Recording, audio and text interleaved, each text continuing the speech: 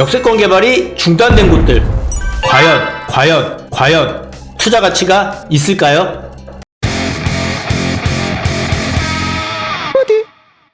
자, 오늘은 역세권 개발이 중단된 곳들 과연 그런 곳들에 투자 가치가 있는지, 혹시 조심해야 될 점들은 없는지, 장단점과 혹시 그런 곳들 대표적인 내 지역을 한번 살펴보면서 오늘 이야기 갖는 시간을 갖겠습니다. 자, 시청을 오랫동안 하신 분들이면 당연히 아실 거예요. 역세권 개발이 개정돼서 조금 더 강화돼서 개발이 힘들어질 수도 있다라는 얘기는 유튜브를 통해서 보셨든 아니면 기사를 통해서 접하셨을 겁니다. 기준 자체가 예전에는 완화가 되어 있다면 지금은 면적 기준도 딱 정해놨고요. 신축 건축물 비율도 제한해놨고 정비 계획들, 면적들, 동의까지도 조금 더 강화가 됐습니다. 그 이유를 살펴봐야 되는데요. 정부는 공급을 위해서 좋은 위치에 많은 공급량을 늘리기 위한 목적으로 역세권 시프트 사업을 장려했었는데요. 그러다 보니까 중구난방으로 우후죽순 여러 군데가 많이 추진을 하게 됐고, 그에 따른 여파로 이제 투기 수요들도 좀 몰리게 되고 가격들도 상승하게 되고, 또 반대로 추진은 하는데 진행은 안 되는, 그러니까 의견을 제대로 취합하지 않고 일단 진행하고 보는 그런 경우들이 많아서 정부가 이번에 규제를 좀 강화해서 무분별한 개발 진행을 막겠다. 그리고 진행하면서 문제점을 사전에 차단해서 주민 갈등도 최소화하고 진행도 좀 더 속도감 있게 하겠다라는 목적으로 개정을 한 겁니다. 그리고 권리 산정일까지도 정비계획 공남 공고일로 변경을 하면서 조금 더 아무나 들어갈 수 없고 투기꾼들을 사전에 차단하고 뭔가 가능성이 있을 때는 미리 선제적 조치를 하겠다. 이런 목적으로 이렇게 강화를 했습니다. 말 그대로 투기 과열도 사전에 차단을 하고 실질적인 공급도 늘리겠다라는 게 목적인데요.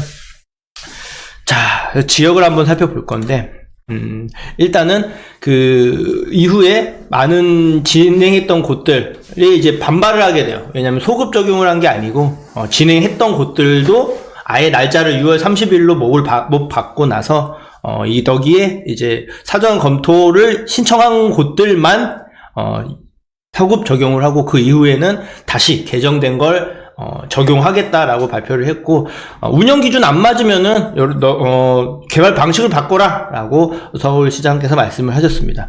그래서 실제적으로 1년 내지 1년 이상 준비했던 곳들도 있어요. 그런 곳들 같은 경우에는 솔직히 속상하겠죠. 예, 하지만 여기 기준을 이제 바꾼다고 해서 지금은 중단되고 신속통합기획 민간 재개발로 추진하는 곳들도 있고 모아타운으로 전환하는 곳들도 있습니다. 그곳들 중에서 대표적인 곳들 4군데 정도 오늘 살펴볼 건데요. 첫째로 보실 지역은 청파동 3가입니다. 용산구고요. 입지 한번 먼저 살펴보면은 여기가 이제 청파동 3가 추진하는 지역인데, 4호선 숙대입구역과 1호선 남영역을 바로 도보로 이용할 수 있는 더블 역세권 범주 안에 있습니다. 이곳 같은 경우엔 주변에 개발 계획이 굉장히 많아요. 진행 중인 곳들도 많고요. 바로 위만 해도 청파 1구역은 예전부터 추진을 하고 있었죠. 조합 설립 상태고, 바로 위에 청파 2구역, 그 위에도 서계랑 다 진행을 하고 있습니다. 아래쪽 같은 경우도 원효로 1가와 효창공원이 역세권 시프트 사업으로 이미 정비구역까지 지정이 다 완료가 됐어요. 말 그대로 위, 아래, 옆에 전부 다 재개발을 추진을 하고 있는 거예요. 그러다 보니까 여기 또한 추진을 하고 개발 기대감이 어느 때보다 높은데, 진행 상황 한번 보겠습니다. 자, 기사 중에 하나인데, 모아타운으로 변경을 해서 역세권 개발을 추진을 하다가 2024년 3월, 그러니까 올해 3월 선정 목표라고 하는데 10월 14일날 주민 설명회를 개최를 합니다. 그리고 모아타운 공모 신청을 받아서 동의율, 구역이 3개로 나뉘어 있는데 총합해서 50.6%로 동의율은 공모 신청까지 완료된 상황입니다. 그 어느 때보다 이제 기대감이 좀 높겠죠.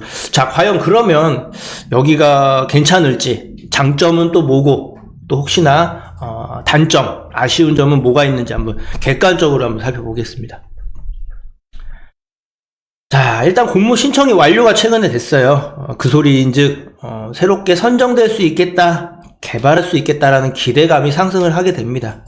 그건 굉장히 장점이죠. 사람들이 관심을 갖게 되고 조금 더 움직일 가능성이 있다라는 거죠. 그리고 서두에 언급해 드렸지만 주변에 재개발 진행하고 있는 곳들이 많습니다. 변화의 가능성도 크고 실제적으로 전체적으로 다 같이 붐을 일으키고 그런 긍정적인 요소들도 있겠죠.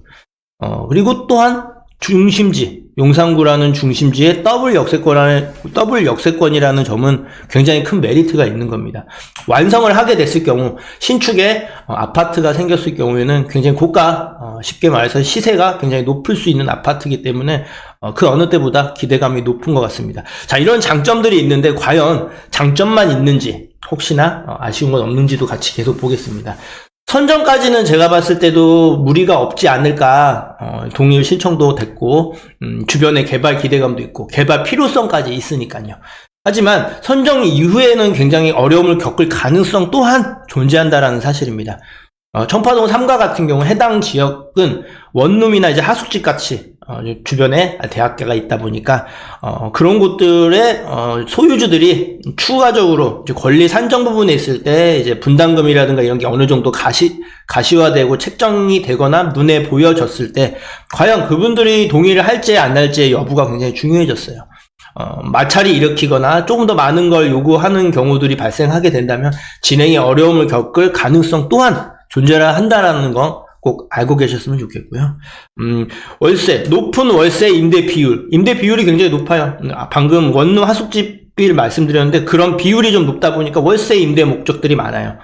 동의를 1차적으로 선정을 하기 위한 동의는 받았지만 실제적인 조합 설립이라던가 진행하기 위한 동의율에 대해서는 추가적으로 동의할지 안 할지의 여부는 조금 더 지켜봐야 된다라는 단점이 있습니다. 그리고 조정 대상 지역, 용산구 자체가 이제 세금적인 혜택을 받지 못하는 지역이다 보니까, 규제 지역이다 보니까 좀 투자적인 관점에서는 아쉬운 부분들이 사실 존재를 하죠. 그리고 가격이 굉장히 높습니다. 추진을 하면서 현재 뭐 시세만 놓고 봐도 투룸 기준으로 6억이 넘어가요. 그렇기 때문에 6억까지 이하의 경우는 뭐 1월 10일 대책도 그렇지만 주택수에 포함하지 않지만 포함 안 되기가 좀 힘들겠죠. 조정 대상 지역에다가 이번 대책의 혜택을 받지 못하는 지역이 될 가능성이 높으면서 투자적인 관점에서 좀 아쉬운 게 좀 있겠죠. 그리고 주변에 너무 많은 개발이라는 게 장점이 될 수도 있지만 단점이 될 수도 있습니다. 지자체, 용산구만 하더라도 굉장히 추진을 여러 군데 하고 있고 이미 구역까지 지정된 곳들이 많아요. 그럼 그쪽에 먼저 우선적으로 지원이라던가 행정 기반을 마련을 할 텐데 여기는 이제 우선순위가 아니라는 점은 조금 더 지연될 가능성까지 있다라는 사실은 염두를 해두시고 이 지역을 알아보시길 바라겠고요. 자, 두 번째로 살펴볼 곳은 자양사동입니다.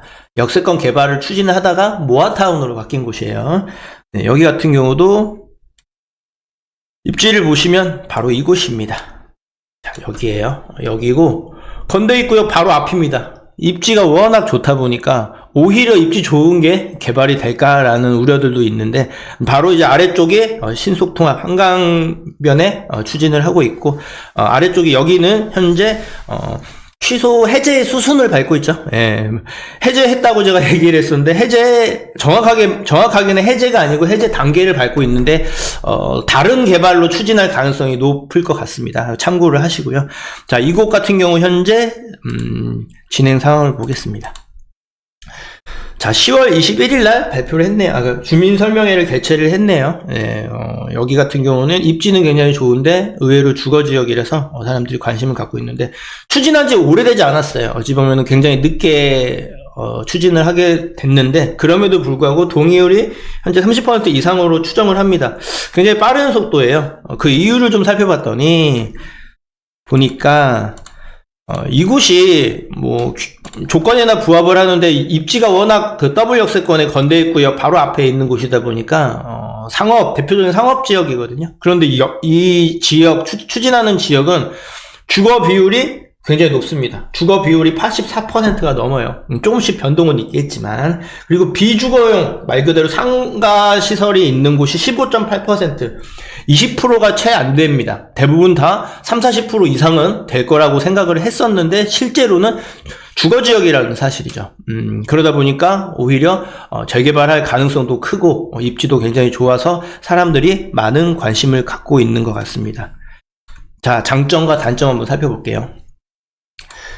자, 극초기 단계예요. 여기는 이제 시작한 지 얼마 안 됐고 역세권 개발을 이제 막 시작하려고 했는데 개정이 되면서 모아타운으로 바로 선회를 했고, 바로 아래쪽에 모아타운이 해제 수순을 밟으면서 그 이유들을 살펴보고 그 이후에 문제가 되지 않게끔 추진을 하게 된 거고, 또 가능성 또한 높다라고 보고 추진을 하고 있는 것입니다. 극초기 동기라는 건 투자적인 관점에서는 굉장히 유리한 게 가격은 조금 더 저렴하게 들어갈 수 있고, 가격 상승폭은 진행하면서 높아질 수 있기 때문에 조금 더 많이 오를 수 있겠다라는 기대감이 있다라는 건 장점입니다.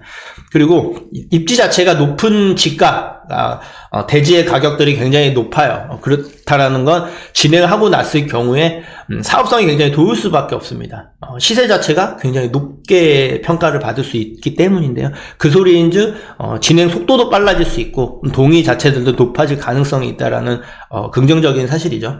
그리고 대학가 그리고 번화가의 더블 역세권이라는 점도 이 지가와 더불어서 같이 사람들의 관심도 계속 높아지고 꾸준할 수 있고 수요 또한 꾸준히 올라갈 수 있다라는 사실은 투자적인 관점에서는 안전장치가 좀 여러 개가 확보가 된 겁니다. 그리고 주거 지역 비율이 높다라는 건 말 그대로 동의율이 추가적으로 상승할 수 있을 가능성도 높고 실제적으로 추진할 수 있고 그런 원동력이 될 가능성이 높다라는 점은 긍정적인 사실입니다. 자, 그럼 단점은 없을까요? 단점이 없었으면 좋겠지만 단점이 없는 재개발 지역은 없습니다. 네.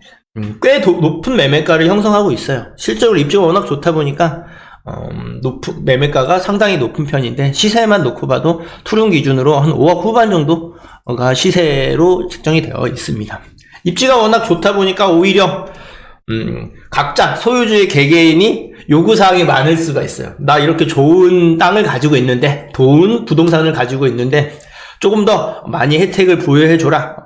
권리선정이나 현금 이제 분담금이나 이런 것 어느 정도 나왔을 때 요구사항이 많을 가능성 또한 있다라는 건 약간 우려스러운 점이 있겠죠. 이 부분은 체크를 하시고 접근을 하시길 바랍니다.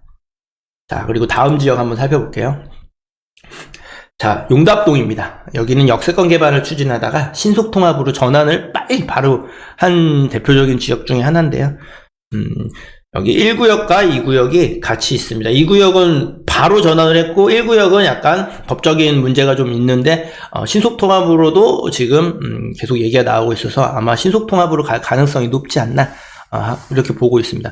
입지 살펴보면요, 5호선 답심리역과 2호선 영담역 사이에 위치해 있는 더블 역세권이고요. 주변에 사근동, 마장동 이렇게 신통이나 모아타운 선정돼서 추진하고 있고, 바로 위에 청계 리버브 자이가 완판이 됐죠. 분양이 최근에 성공리에 끝났습니다. 입지적으로는 굉장히 좋죠. 네, 더블 역세권의 중심 지권에 있는 성동구고 위아래로 다 모아타운이나 신통 같은 재개발을 추진하고 있고, 바로 옆에 최근 분양도 성공을 했고, 네, 한번 이 지역 진행 상황 보겠습니다. 자, 재개발 2021년부터 얘기가 나왔어요. 실제로는 2020년부터 가능성이 있다는 얘기가 있었고 2021년부터 그게 눈에 이제 보였는데, 이게 진행 상황들이 하나씩 나오는데요. 여기서 우리들이 봐야 될 건 바로 요거, 최근 역세권 개발이 개정이 되면서 바로 신통기획으로 계획이 변경되고 11월 11일 날 2023년 사업 설명회를 세 번째, 이게 이제 신통으로 첫째죠. 사업 설명회를 개최를 하게 됩니다. 건축 계획도 발표를 하면서 현재 기준은 동의율이 40% 조금 넘는 걸로 확인이 됩니다.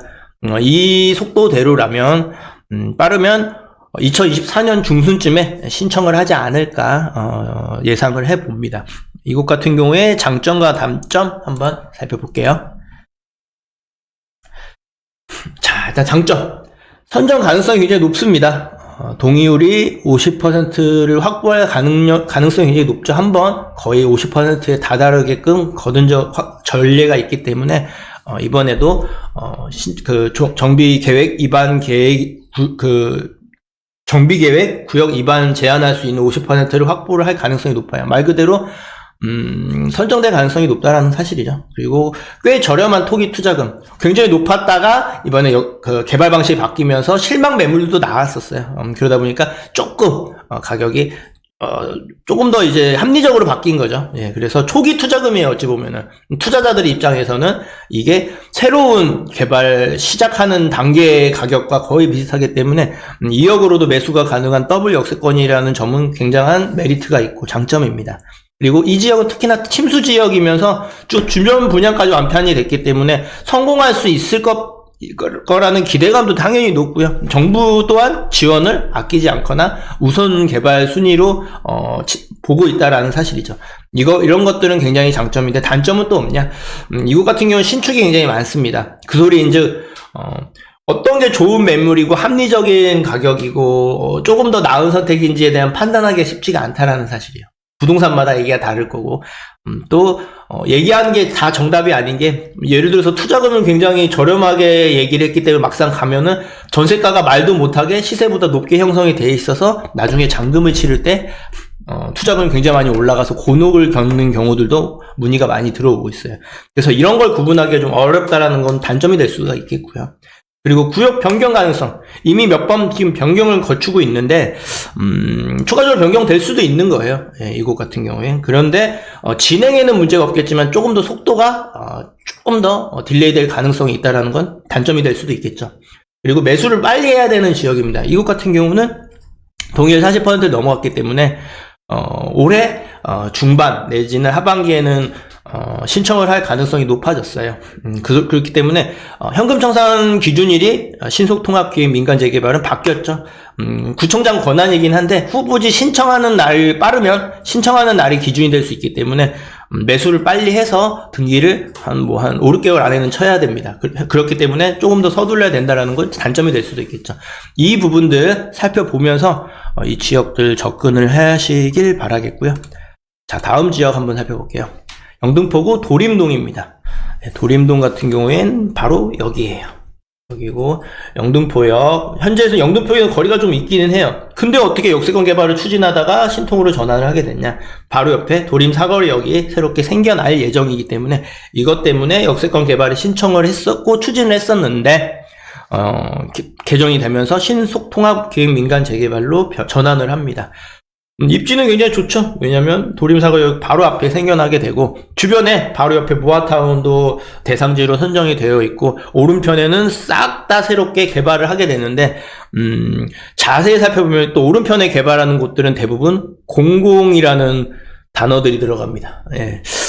그런 부분들은 있기 때문에 참고하셨으면 좋겠고 이쪽 도림동 개발 진행 상황 한번 볼게요. 자, 2023년 작년 9월 24일에 주민 설명회를 개최를 했네요. 네, 그리고 이때 동의를 받아서 2023년 12월 31일 기준입니다. 현재는 조금 더 올랐을 건데 동의율이 26.17%, 한 27, 8% 정도 현재 되지 않았을까 싶은데 이곳 같은 경우는 예전부터 주거환경 개선 지구로 추진을 하다가 역세권으로 가다가 굉장히 좀 여러 개의 개발을 겪었는데 이 지역 같은 경우에 과연 장점과 단점은 어떻게 되는지 한번 살펴보겠습니다. 자, 투자금은 이곳은 좀 저렴합니다. 갭 투자금 말 그대로 전세를 끼고 투자를 하게 되면 1억 중반, 후반 뭐 이렇게 접근이 가능한 지역입니다. 입지적으로 봤을 때도 앞에 세 곳보다는 약간 더 저렴하게 들어갈 수 있다라는 건 장점이 될 수도 있어요. 그리고 재개발을 굉장히 원합니다. 이쪽 지역도. 왜냐면 예전부터 주거환경 개선 지역으로 했다가 얘기했다가 뭐 역세권으로 바뀌어서 또 이제 되는 것 같더니만 또 개정이 돼서 이번에 신통으로 가게 됐는데 그 어느 때보다도 개발을 하기를 원하겠죠. 실질적으로 굉장히 노후도가 심한 지역이기도 하고요. 그리고 여기는 굉장히 사업성이 좋습니다. 조합원 현재 말 그대로 소유주에 대비해서 분양 물량수가 굉장히 많아요. 3배 이상으로 예상이 되는데 이건 이제 장점이 될 수도 있지만 단점이 될 수도 있습니다. 하지만 1차적으로 사업성이 좋다라는 건 추진하고 진행하는 단계에 있어서는 굉장히 빠르고 관심도가 높을 수 있다라는 장점입니다. 하지만 단점은 한번 살펴볼 건데, 동의율이 관건입니다. 실질적으로 아까 26%라고 얘기했는데, 예전부터 추진한 거 치고 물론 전환이 됐지만 속도가 좀 다른 곳들보다는 빠르다고 보기 좀 어렵습니다. 왜 그러냐면, 사업성이 좋다라는 거 제가 아까 장점이 될 수 있지만 단점이 될 수 있다고 말씀을 드렸는데요. 대부분 통건물 소유주를 가까이 많은 경우가 사업성이 좋을 수밖에 없겠죠. 그런 소유주 같은 경우에 과연 동의를 어디까지 할 수 있을 건지, 여기에 대한 합의가 필요하다라는 건 우려스러운 점이 될 수도 있는 거예요. 단점이 될 수도 있습니다. 그리고 재개발 방식이 굉장히 많이 여러 번 바뀌었어요. 직접 그곳을 소유하고 있는 소유주 입장에서는 와, 이번에는 됐으면 좋겠다라는 기대감과 더불어서 이것도 안 되는 거 아니야? 또 다른 걸로 바뀌는 거 아니야? 오래 걸리는 거 아니야? 이런 그러니까 불안함? 그런 것까지 동시에 같이 있다라는 사실이에요. 그래서 이 부분은 오히려 단점이 될 수도 있겠고, 또 주변에 공공 재개발 말 그대로 아까 화면에 지도상으로 보셨을 때 오른편에 재개발을 많이 하는데 공공이 붙어 있잖아요. 그래서 공공 재개발이 대부분이에요. 이게 과연 개발하고 새롭게 바뀐다는 건 분명히 긍정적인 요소이긴 한데, 공공재개발이라서 다른 것들하고는 뭔가 차이점은 없진 않을까, 그런 가격 상승폭이 조금 지지부진하지 않을까라는 우려스러움 또한 있습니다. 그래서 그런 부분들도 고려를 해서 이 지역은 접근을 하시기를 바라겠습니다. 정리를 해드릴게요. 어렵지 않아요. 굉장히 누구나 다 아는 내용인데 하나씩 짚어보면 또 깜빡깜빡하는 경우가 있기 때문에 정리를 해드리겠습니다. 이 역세권 개발 중단한 지역, 다시 추진하는 지역들을 한번 요약해보면은, 후보지 선정 가능성이 굉장히 높아요. 왜냐하면 이미 추진을 해서 기대감들도 있었고, 말 그대로 진행을 하다가 개발 방식이 바뀐 거라서 처음부터는 맞는데 속도는 빠르겠죠. 한번 겪어봤으니까. 그래서 이 부분은 말 그대로 투자적인 관점에서는 상당히 긍정적으로 볼 수 있고요. 입지들도 굉장히 괜찮습니다. 역세권 개발 자체가 역 근처에 있는 곳들만 할 수 있는 곳이다 보니까 굉장히 괜찮고, 더블 역세권인 곳들도 많고, 그래서 추가적으로 기대감도 높고 실제적인 진행 가능성들도 높고, 또한 주변에 재개발 추진하고 있는 곳들도 대부분 다 있습니다. 그건 장점이 될 수도 있겠고요. 그리고 계속되는 관심을 가질 수밖에 없는 지역이죠. 왜냐? 지금 동의서를 걷고 있는 단계인데 조금만 시간이 지날수록 동의율은 높아질 것이고요. 그리고 정비계획 단계까지 그리고 1월 10일 개정이 바뀌면서 더 지원들을 아끼지 않고 더 완화가 됐거든요. 전체적으로. 그 소리는 정비 계획 단계까지는 갈 가능성이 크죠. 기간은 다 진행 속도에 따라 다르겠지만 현재 기준으로도 대략 한 1, 2년쯤만 돼도 정비 계획 단계까지는 갈 겁니다. 그 소리인즉 당분간은 관심도가 올라갈 수밖에 없다라는 사실이죠. 다만 동의율의 속도, 이게 이제 관건이 될 겁니다. 예측하기는 어려운 부분이긴 한데, 이게 동의받는 속도가 빠를지 느릴지, 그리고 실제로 조합이 설립될지의 가능성이 가격 상승이 많이 될지 얼마 안 될지가 정해질 수 있을 겁니다.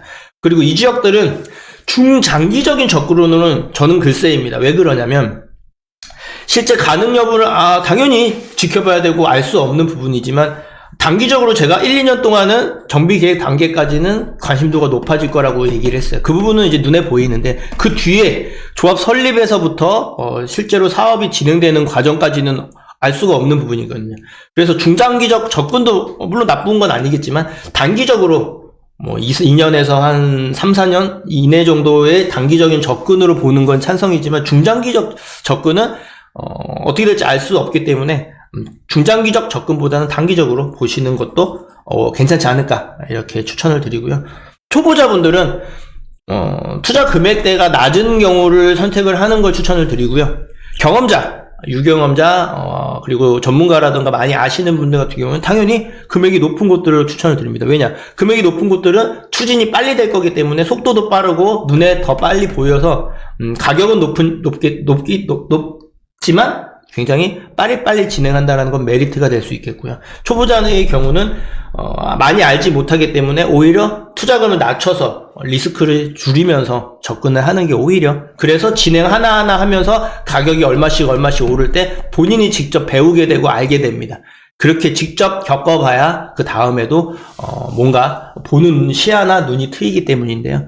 이렇게 중단 지역에 대해서 요약 정리를 해봤는데, 역세권 개발 중단된 곳들도 조금씩의 차이는 있겠지만 투자 가치는 충분히 있고 정비 계획 단계까지는 분명히 끌고 갈 수 있는 여지가 있는 곳이라서 나의 자금 상태에 맞게 좀 더 올바른 곳들로 투자하고 잘 준비할 수 있는 시청자 여러분들이 되길 바라겠고요. 또 궁금한 게 있거나 조금 더 세부적으로 알고 싶거나 전반적인 흐름을 알고 싶다 하시는 분들은 전화를 주시거나 아니면 세미나도 우리가 매주 하고 있잖아요. 그래서 세미나 신청하셔서 전반적인 흐름 살펴보는 시청자 여러분들이 되시길 바라겠습니다. 다음에도 더 좋은 내용으로 인사드리도록 하겠습니다. 끝까지 시청해 주셔서 감사합니다.